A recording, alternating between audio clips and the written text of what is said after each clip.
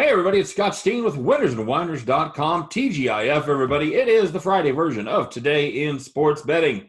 Kicking it off, as always, is NBA style. Scott, this is probably going to be the last day. We have two games in one day. I don't know how the schedule is going to play out exactly, but I expect that to be the case, don't you? Yeah, I believe that makes sense. I know that. Alternate every other day, right?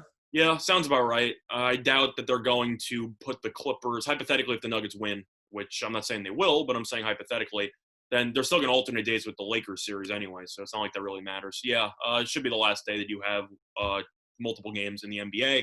Having said that, I think people are okay with it because football's back. So as far as the public is concerned, it's like a tag team effort. It's like, nice job, we'll take it from here. We're on to football.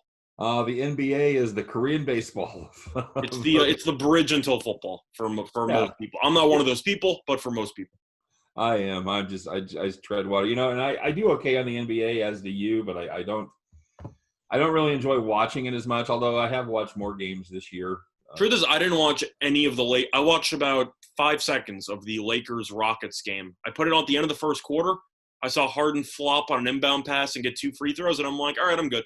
Went back to the Chiefs Texans game, which wasn't great. It was good for you. I'm just saying, not great in terms of betting, but I just mean not great because I thought the game was pretty one-sided from the get-go. We were 31 unanswered points. We were tourist city yesterday on the premium side. We had the Chiefs to cover, we had the Lakers to cover, and we had Miami to cover. And then, of course, on the my standalone video that I did, I had the over in the NFL. Wait, Miami? You mean the baseball? I mean the football. Miami. Sorry. I forgot college football. Sorry. Yeah. I got so distracted by the NFL, I forgot there was college. You got pretty lucky on the Miami one. How so?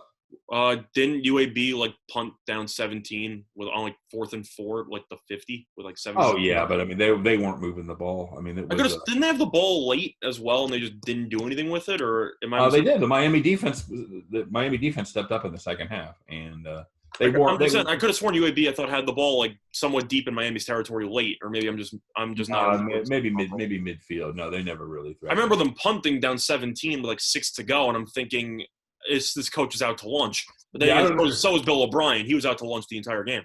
I don't understand. And we'll talk as the season goes on about teams that you should never punt. You should certainly. You can make a case for the fact you should never punt ever, but you can make a really good case you certainly never punt around the 50-yard line or better. That's just absolutely ridiculous. Yeah, they punted at Miami's 42-yard line on 4th and 8. Yeah. That's the drive before that, it was 4th and 16, but the drive before that, they punted at Miami's 41 on with about 8 minutes to go. Yeah, at some point, I understand that the 4th and 16, you're down 17 with 6 to go. Come on. Organize the Hail Mary, pray for a pass interference. What are you doing? It's ridiculous football. Now, do you know I'm assuming you know the story of the coach of Pulaski Academy there in Arkansas? The one who never punts, who plays game like it's Madden? Yeah. 5 state championships. Never punts, onside kick every time. Undersized. It's a great story, and it's fun. I forgot which website, but there's a YouTube video about him. There is. There's a YouTube video that talks about their last season. Anyway, enough of that, Scott. We got plenty of time to talk football here later on. Today it's basketball, buddy, and the first game we've got here is the Nuggets and the Clippers. Nuggets just hanging around. Once again, the Clippers 8-point favorites. This total is down now to 215.5. The market's I see 216 in some spots, but for the most part, 215 now. I've got 215.5 even money on both sides. So if you can get that, sign up there. I like. I'm going under. I've gone under in every game, and it's gone under every game. You're going to take the under in this one? I do have a premium play. Well, I'd say I'm taking the under, but the under is just a good way to look at it. I'm actually looking at Denver's team total under, which I think is, I don't want to say a safer play, but because the Clippers offense tends to go take naps as well. Denver's already down 3-1. They're down 3-1 again against a much better team that's been smacking them. Do you think Denver rises to the occasion? Because I don't. No, I think the Clippers win this one comfortably, and I'll tell you why. Besides the fact they're a much better team, I don't think Michael Porter did his team any favors by. I was going to ask you about that. Yeah, I don't think so. I think that was I think it's something that if it wanted to be addressed in the privacy of the locker room or with his teammates or coaches, I think it certainly could have been a place for that. But what did he say was that offensive, though? He just said we have to share the ball. I know that you're going to think that's a shot at Jokic and Murray for taking most of the shots. No, it's a shot at the coach. It's a shot at coaching and the game plan. Well, I don't think Malone's that good of a coach either, but I agree he should have handled that indoors. But I don't know. The way that I view it is Michael Porter, I think, might have a point. I don't think that he should have said it publicly, and I agree with that. Right. But what do you have, 15 points in the first half and 2 shot attempts in the second half? I understand if you want to make the argument, well, maybe Michael Porter should have gotten open more. But he's got 15 points in the first half. He pretty much kept you in that first half. Maybe give him more than 2 shots in the second half. That's just my thought process there when you're getting killed. No, I'm not saying that it didn't have a legitimate. No, I agree he should have handled it better. But I'm saying that I think that his point holds some merit, and I think that's getting lost in the story. But that's also another question I have to ask for you about Denver, is that if he makes a statement saying I should get more shots, or basically indirectly saying the team should take more shots on passing, which he's clearly referring to himself, do you think that impacts Jokic, Andesh, or Murray's volume in Game 5? And I don't know. Like, do you think that they're going to go out of their way and say, I should pass this guy to the ball? I don't know. Maybe in their own heads, I think Jokic is still going to go for 30-plus because the Clippers can't guard him. But Murray was very passive in the first half of that Game 4, and I don't know if he's 100% there health-wise, because you saw him walking around the tunnel. He was doing some weird things in that game. Yeah. And it would surprise me to see him defer a little bit more in Game 5. He looked so good against Utah, and I wasn't surprised he struggled against the Clippers. I was surprised he was good in Game 2. You're comparing Donovan Mitchell and Mike Conley to Paul George and Kawhi Leonard. That's a massive step up in quality defenders right there. Yeah, you're right. A lot more wing defense. And they got length as well, so Murray can't easily shoot over them as he did against Utah. But I don't know if it's going to play a factor. Maybe if you're looking at Murray, you might say he might defer more if you believe that Porter's comments might have an impact on anybody. I think it's going to impact Murray more than Jokic. Jokic's going to do whatever he wants anyway, and Jokic is already one of the best passers in the league. So I don't think that's going to factor much in. I personally think the Nuggets had to show something in Game 4. They came out flat as a pancake, then they rallied, and then became flat again, and they got destroyed. They scored 85 points. I said going into the series, this team can't score against the Clippers, and they scored once against the Clippers, and that was for about a half. And that was only because they scored 44 points in the first quarter of one game. So their offense is broken against the Clippers. I'm not surprised. The only question is if the Clippers take their foot off the gas or if they keep it up. I'll link to the under anyway, and I'll link to Denver team total under, because Denver struggled to even break 100 in any game this series. And when they do, it's like 102. They can't score. And even as we speak, this line has gone from 8 to 8.5 for the Clippers. I wouldn't want to lay with the Clippers, though, because I think that the Clippers are always a threat to take their foot off the gas. And I think if the Nuggets come out first half, kind of like what I said might happen in Game 4, which kind of did it at the end of the second quarter, beginning of the third, but didn't happen in the first half. I said that it's pretty much a must-win game. They might just throw everything they have at the Clippers. And that backfired dramatically in Game 4. Game 5, there was a chance the Clippers are just sitting high and mighty saying, we're going to smack this team again. And the Nuggets go, oh, no, we're still here. We're up 5 at the end of the first quarter. So it's possible. Clippers also might take a nap if they go up double digits, which is possible. You saw that with the Lakers yesterday against the Rockets. They took their foot off the gas. But I feel a lot better about the total in this one than the spread, because the Clippers laying 8 is pretty dicey when a team isn't fully engaged for 48 minutes. Wouldn't you agree? Well, yeah, although I do think the 8 is a little bit low to be a foot off the gas type total, because when you're at 8, you're just 3 possessions ahead, and I don't think that's any kind of area where you're going to take your foot off the gas. I'd be more concerned if it was double digits. It's fair. I'm just saying that I think 8's a little bit too high, especially the Clippers dominated so much in Game 4 that they still only won by 11. Right. That's what I'm saying. Like, you watch that Clippers game and you're like, they're going to win by 25. Well, you had a unique circumstance there where the Clippers went up early in the first quarter. Denver put up 12 points in the first quarter. And, I just meant in general. Clippers were coasting, and you're like, they're going to win this game by 25. And next thing you know, it's like, no, they took their foot off the gas again. Well, again, they took their foot off the gas, still won by 11. I think that's my point. My point also is that obviously I like the total play on this better because that's going to be a premium play, but I still like the Clippers to take care of business. There's no way I can back Denver in this. I'd lean to the Clippers anyway, I kind of just said all that just to lean Clippers anyway, but I'm a lot more confident on the total there because yes, I would agree with that. Yeah, so that's just my thought. But for my two with the leans on that game, my strong leans would be the full game under as well as the Nuggets team total under. All right, let's talk about the game that you and I went different on. You and I are both doing videos now where I'm doing my free play of the day and you're doing your play of the day as well. We got a nice battle royale on your first. I know, right? I'm 1-0 on my daily videos, by the way. Which means you're retiring, undefeated. Actually, undisputed. Technically we were a push because we had it when I did the video. It was 54. The line did go to 53, and that ended up being an over. But the way we capped it at 54, it ended up being a push. So you and I are on different sides here, Scott, and we'll go ahead and talk about it. I mean, we can. It's free play stuff. I would highly recommend people check out our videos, but I go more in depth. I'll go more in depth on my actual video, so yes, I can give a brief breakdown. Agreed. You like the under here. You like that trend to continue. I do. Even though that number has bottomed out, it went to 203.5, rose briefly to 204.5, and now it's been bet back down to 204. Scott, even as we are on the air here. Well, first of all, I'll address the line movement. Am I surprised that this line went up? No, because it's a total of 203.5 in 2020. I'm not surprised this total went up, especially with 203.5, which will easily be the lowest total of the playoffs, and it's not even going to be close. I mean, that's insane. That's a throwback to like 2010 NBA. But I leaned under anyway. If you want to break down what happened in the previous games of the series, yes, the last game had 250 points.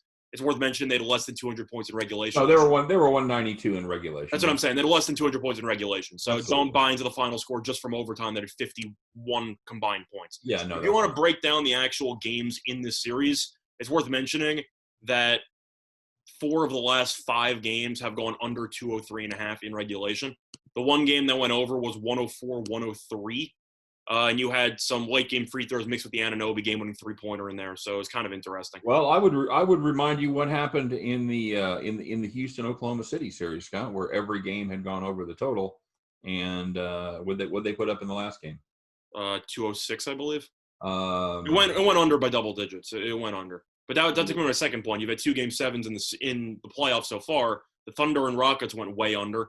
It was either like 106, 104, 104, 102. I don't remember. The Thunder and Rockets? Yeah. Game 7? No, that was the Thunder Rockets game 7? Was that 80? It was the 80-76. The 80-78 was the Nuggets Jazz game. That's right. That's the series that had gone over every game. Sorry about that. Yeah, the Nuggets Jazz won. The Jazz have gone over every game except one in the bubble. That's what I'm saying. You've had 2 game 7s, and both game 7s went under the posted total by at least double digits. So we've seen track record on game 7s where the refs let them get away with more. And second of all, the series itself, both of these teams have just been killing each other. And do you factor in potential fatigue? I know that they had a day off in between. I'd say about 80% of the starters played 50+ minutes. Well, here's the thing about fatigue. You know, you think about fatigue only affecting the offensive side of the ball. It also affects the defensive side of the ball, where everybody's a half a step slower. They don't quite elevate as much to block a shot. So yes, fatigue certainly could be a factor, but it's not just a factor on the offensive side of the ball. Sometimes being fatigued on defense tends to lead to easy buckets. That's fair. For me, I'm just looking at the way that the series has played out every game and the game 7 trend so far in the playoffs, and they both lean heavily to the under. So for me, I'm going to go until I see both these teams actually. Like, I'm going to ask you, you like the over.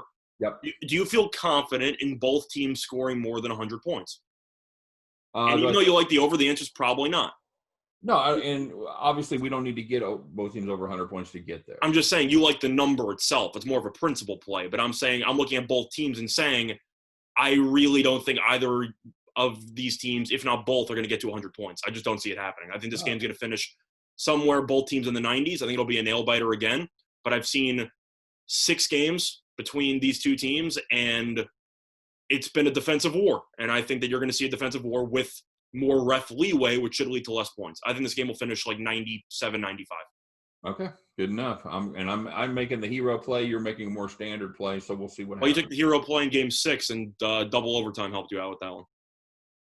So and don't discount the possibility of overtime in this. Oh no, overtime and late game free throws are definitely brutal for the under, which is why I was thinking about first half under, but I didn't want to do it. What's true odds on overtime here? Probably 6-7-1, something like that.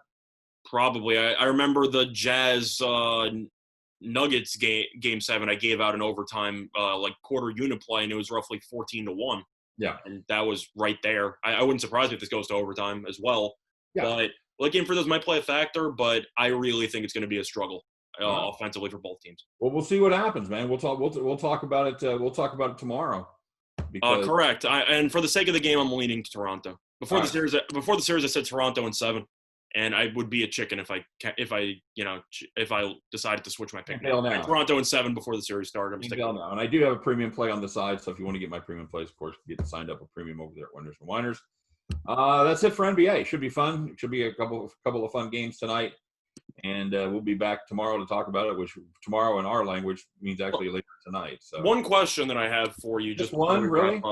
You've had 3 game 7 so far. Well, technically 2. This will be the 3rd. Right. Are you bothered, at least as much as I am, that most of the series have just been complete, just borderline sweeps? They've been nap fest for the majority of these series. Does that bother you at all? I'm bothered by it? I don't know. It seems like almost every series ends in 4 or 5. I don't. Well, I'm just throwing it out there. It seems like every series has been pretty much a one-way traffic, with the exception of 3 game 7s. Well, that's it. No, well, one of them has been. One of them went the other way as the number 1 seed was dispatched in 5. So I mean. But then again, we both like Miami, so that wasn't an upset in my book. I understand. No, that doesn't bother me. That means we were on the right side. We saw Miami coming for the last month and a half of the season. I still got my 33-1 ticket on them, so we're still. I bet you can't get a 33-1 ticket on them right now. No, you can't. That I'll promise you. That you cannot get. I have them to win the East at 10-1. I got them to win the championship at 33-1. Yeah, that tells me all you need to know right there about how good of a play that is. But a great play because whoever they play is going to be battle worn, having gone 7 games. It should. It's just a matter of looking at these series. I'm not surprised. I think that the NBA, at least in the first round, should go back to 5 games. I know that they have money, to make if you had the extra 2 games there. Just make it 3 out of 5. The better team or the team that most people predict to win wins, I'd say, about 90-something% of the time. It seems like a monumental waste of time to go to 7. The longer the series goes, the more likely the better team is going to win. And you can make the argument that, it's a good thing because you get to see better basketball later on. But if you're looking for chaos, which I always am, it sucks. You have the best team winning every single time. It's a waste. How many upsets did you have in the first round? I want more games every time. More games. Make it the best of 9. I'd like to see this Toronto Boston series. Are you talking about that from a betting perspective? Are you talking about that from just a concept? No. I'm a fan of competitive basketball, and the longer you make these series go, it's just a bigger waste of time for me. Okay, good enough. Hot take, buddy. Hot take. It's a hot take, but sorry, I want more competitive basketball, with the exception of 3 series. All right, so, my bad. I don't. To me, I'm not a fan of NBA. I like college basketball. The NBA is fine with the exception of the refereeing. I think the refereeing right now is a disaster. What's that? I said I'm a fan of the NBA with the exception of the refereeing. I think that the current way this game's officiated has completely destroyed actually the enjoyment of watching the sport for the most part. It's become a very different game, and the referees are trying to adjust. I don't necessarily. I think those guys are, they're out there doing the Lord's work. I'm not really. I'm not saying it's an easy job to be a ref. I'm just saying that nowadays players aren't actually trying to beat each other. They're trying to convince the referee that they got assaulted on every single play, and it's just a lot of FIFA on the courts right now, buddy. It's not great. I kind of wish they would add a technical foul thing for flopping. Then again, Kyle Lowry and Marcus Smart probably get ejected after 5 minutes, which wouldn't be fun for either team. But at some point, you see the guy hit the ground for the 4th time, and you're wondering, is the sniper on the 2nd floor or the 3rd floor? Because I can't tell. But they're just diving. It's just not even – it's just dumb at some points. And I'm sure a lot of fans would say the sport's great anyway, but the way the games have been officiating, especially in the last 2 minutes of close games, it's almost – I don't want to say sabotage the previous 46 minutes. It's not helping the cause in terms of rewatchability in your head. You know what I mean? No, I agree, especially if you're not consistent. If you call them one way for the first 46 minutes and then swallow your whistle for the last 2, Yeah, I don't know. It's something they're going to have to address. They have to fix something with the officiating. I'm not saying you should go back to 90s basketball where you just clothesline people going to the paint, but you can't award every single touch foul, especially when people are going around screens, stopping short and chucking up a three when there's nothing the defender can do. It's just you're just manufacturing free throws, which are just boring to watch. Yeah, it's kind of like the NBA or kind of like the NFL as they've kind of leaned towards the offense and. It's like college basketball, but both teams are in the double bonus with 15 minutes to go in the half. And you're just going, all right, so you're just looking for a free throw contest. That's basically what it is. Yep, that's it. All right. So there you go. That's our basketball takes. That's our picks. It's our hot takes. As always, check out, especially today, check out Scott and I's videos as we each do standalone videos on this Boston-Toronto game and come down on opposite sides. So we'll certainly have some smack to talk here on tomorrow's video. But what number did you get? 203.5. Damn it. I was hoping that maybe there could be one winner, one push. But that's not an option. Okay. Not an option. Fair enough. Okay, winner take all. All right, there you go. Good enough. That's our hot takes for today. We're just getting started here on Today in Sports Betting. Make sure you tune in, click that next video. We check out the MLB, and then we'll be moving on to our top 3 picks in college football for tomorrow. College football. I'm ready for that. But for myself, for Scott Reichel, for all of us over here at Winners and Winers, want to remind you to check out winnersandwiners.com for deep dives into every game. And, man, it's never been handier than it is this time of year as you get some of those lesser-known college football teams squaring off with the big boys. And the Winners and Winers background stories really, really help that. So make sure you get over there for all your handicapping needs. Keep checking us out here on Today in Sports Betting. Sign up for my premium plays if you want to do that. That's it for the plugs. We appreciate you guys stopping by. Good luck on all your plays today. Happy Friday, everybody. Hope it's a great day. Hope it's a great weekend. And, we'll see you next time on Today in Sports Betting. Bye-bye.